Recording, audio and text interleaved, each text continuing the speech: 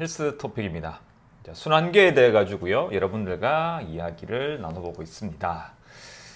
지난 시간에는 이제 그 순환계의 각 기능적 부분에 어느 정도의 어떤 혈액의 양이 담겨져 있는지, 그리고 진짜 중요한 어떤 순환계의 기능들은 주로 이런 큰 혈관들이 아니라 눈에 보이지 않는 곳에서 이루어지고 있다라는 말씀을 드렸고요.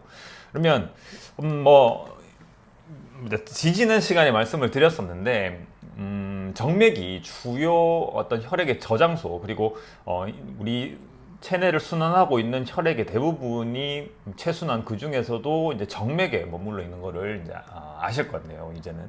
그러면 어떻게 이 정맥이 이 혈액 저장소 리저버 역할을 할까에 대해 가지고 한번 이야기를 나눠볼까 합니다. 이거는 뭐 좀 이렇게 물리학이라든지 아니면 약간 이제 유체역학이라든지는 뭐좀 재미사시는 분들은 또 이렇게 또 가볍게 들어주실 수가 있으실 것 같습니다.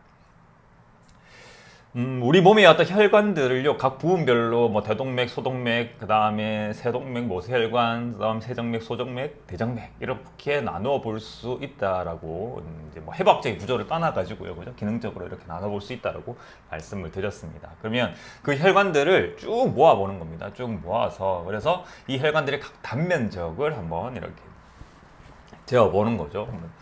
그렇게 했을 때 이제 그 계략적인 그림이 아래쪽에 나와 있는 거라고 보시면 될 것 같습니다. 각각의 어떤 주요 혈관들의 단면적이라고 보시면 됩니다. 그래서 엘라스틱 아터리가 되어 있는 게 여기 대동맥 아오타라고 보시면 되고, 그 다음에 여기 아테리얼이 또 있고, 뭐 머스큘러 아터리가 이제 소동맥이라고 보시면 되겠죠. 캐필러리가 모세혈관이고, 베뉴얼 베인, 그다음 비나 카바가 대정맥이라고 보시면 될 것 같습니다. 이렇게 보시면 동맥은 주로 혈관벽이 상당히 좀 두꺼운 걸 알 수가 있습니다. 주로 이제 근육층이 좀 두꺼운 편이거든요.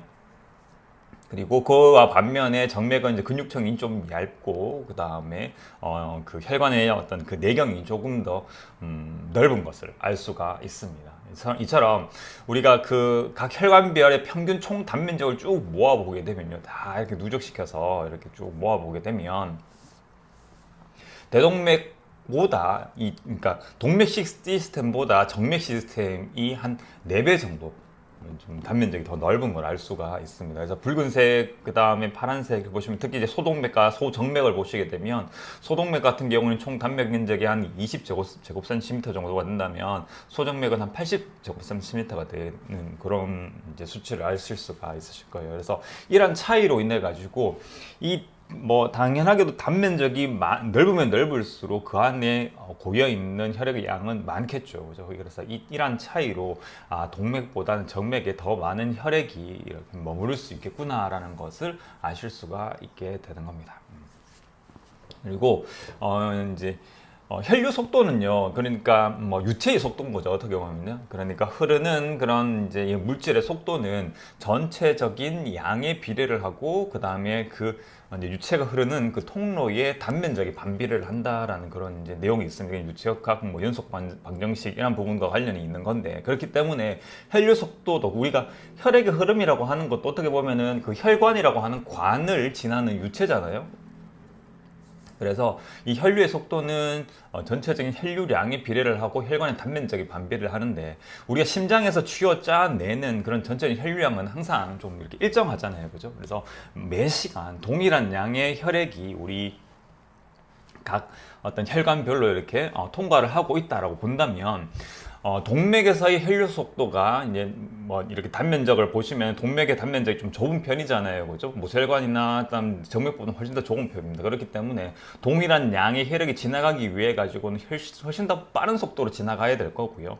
반면에 모세혈관 같은 경우에는 이제 소동맥보다 거의 한 100배 이상, 좀 100배 맞나요? 100배 맞네. 100배 이상 넓은 걸 알 수가 있습니다. 그렇기 때문에 모세혈관에서는 혈류의 그 흐름 자체가 상당히 좀 느리다는 걸 알 수가 있습니다. 대동맥이 한 1000배 정도는 되겠네요, 이 단면적인 차이가요. 그래서 우리가 이제 휴식 상태에서의 어떤 혈류 속도를 이렇게 보면, 대동맥은 평균 한 33cm/s, 그러니까 밀리미터로 환산을 하면 330mm/s가 되는 거죠. 초가 되는.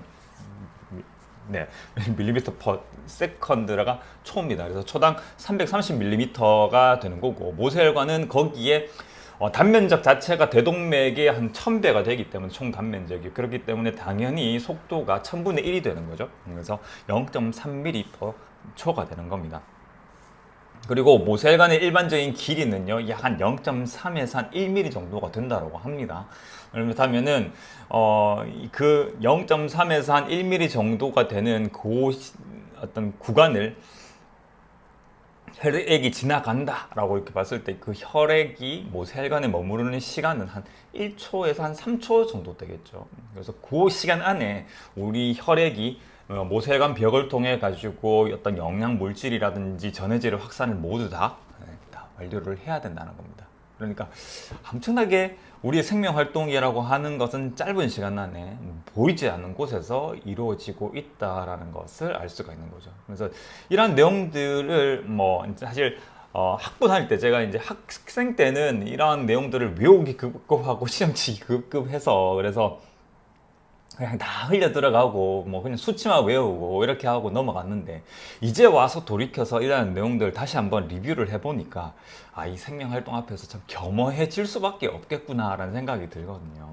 우리가 아무리 많이 안다고 한들 어떤 과학기술이라든지 이런 전체적인 문명이 많이 발달한다고 한들 이러한 생명활동을 흉내낼 수도 없고 참 따라잡을 수조차 없겠구나라는 생각이 드는 겁니다. 그래서 참 경이롭다라는 생각을 요즘 들어서는 더 많이 하고 있습니다. 그래서 생명이라 활동이라고 하는 건 참 경이롭고 그렇기 때문에 여러분들이 가지고 계신 각각의 어떤 여러분들의 생명력, 그 생명 활동은 참 소중하게 다뤄 주셔야 된다는 겁니다. 그래서 여러분들의 어떤 그 존재 자체가 상당히 경이로움 그 자체라고 말씀을 드릴 수가 있을 것 같아요.